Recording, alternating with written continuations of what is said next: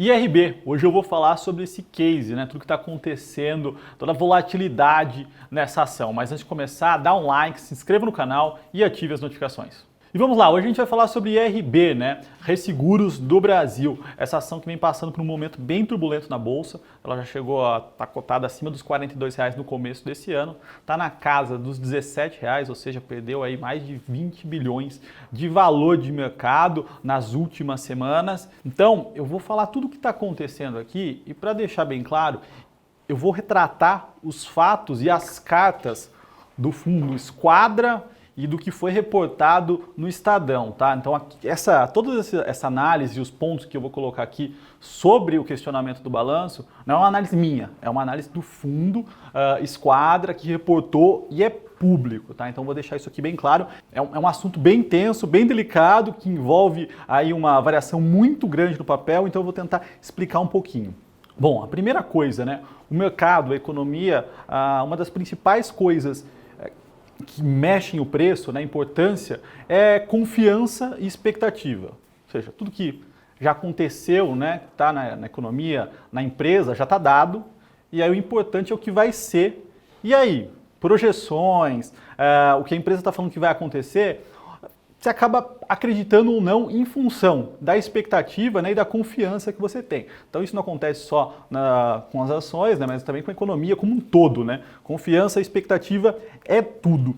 E o fundo Esquadra, para quem não conhece, é um fundo do Rio de Janeiro que está no mercado desde 2007. É um fundo extremamente fundamentalista, tá? Então são profissionais sérios que não estão brincando, não estão tentando, nunca tiveram histórico de se envolver em polêmicas. Então, para entender assim quem são os agentes envolvidos nesse caso. E onde começou todo esse imbróglio, né?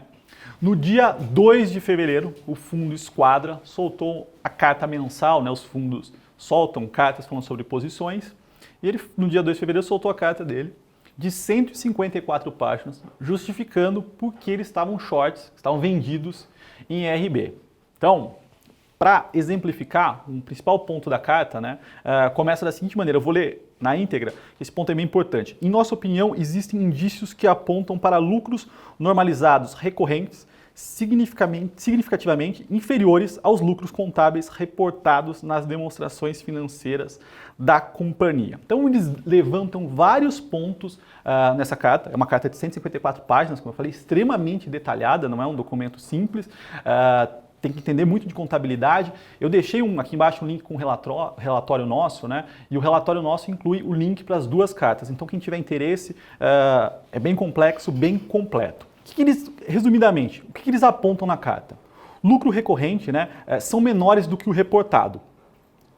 Que o ROI da empresa não é sustentável, mas isso não é uma questão de legalidade, mas sim do report. Então não existe nenhum problema de fraude, de ilegalidade, mas sim a forma com que esses não recorrentes estão entrando no balanço. Então, de alguma forma nebulosa, o resultado contábil está correto, só que ele não está refletindo o que de fato está acontecendo na companhia, tá?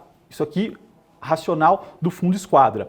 E eles levantam 6 pontos importantes. Eles falam o seguinte: 2019, os 9 primeiros meses, né, a empresa teve um lucro antes do IR, né, do tax, de 1,39 bilhão.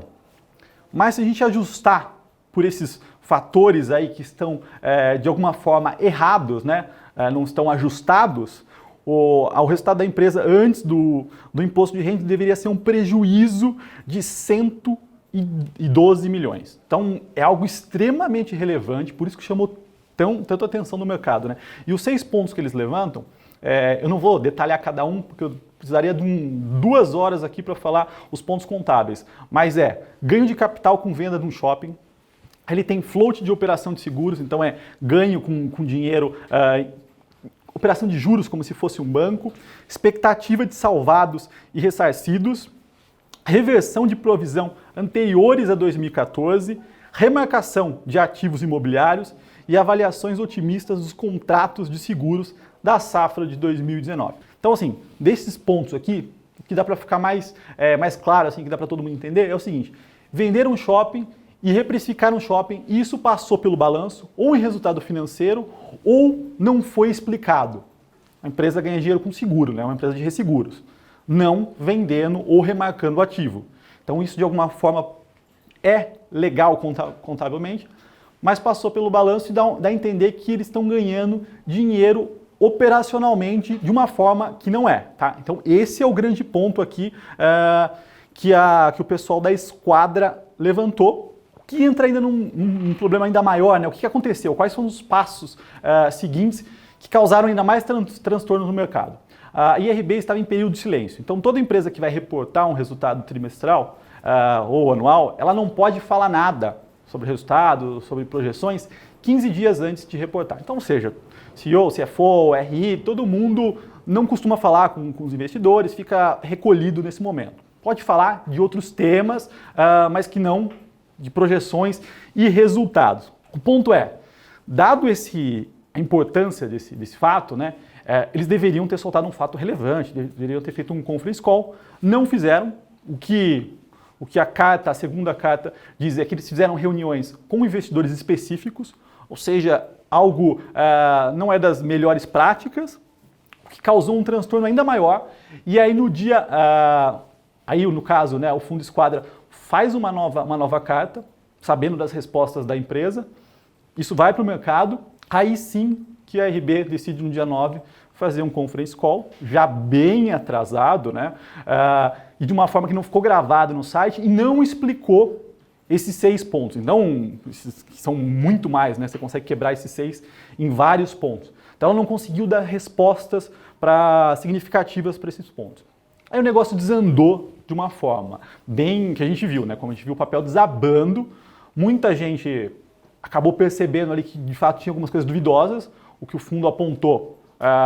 Não é claro que é verdade, mas também não existe fato comprovando o contrário. E como a empresa se posicionou mal, como eu disse, né, o mercado funciona muito em cima de expectativas e confiança, acabou gerando um baita de um mal-estar.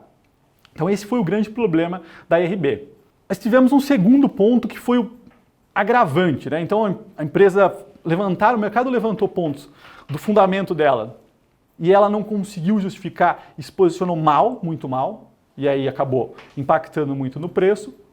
E aí, num segundo momento, né, no dia 27 de fevereiro, saiu no Estadão, público, né, que a Berkshire, é o fundo do Buffett, havia triplicado a posição na IRB. E aí o papel subiu. Ninguém tem acesso à posição de um fundo, de quem está investindo, né? A não ser a própria empresa e o fundo. Então, de alguma forma, alguém passou um dado para um jornal relevante, que é o Estadão, de ampla circulação, e isso provavelmente vai ser investigado, que é um negócio extremamente sério, a fim de tentar fazer o papel subir. É a única explicação, né? Não tem nenhuma explicação lógica, e o Estadão também não publicaria algo sem um mínimo fundamento. O que aconteceu? O papel subiu. E nessa semana, né, na terça-feira, o fundo Berkshire falou, não tenho posição, nunca tive e não pretendo ter.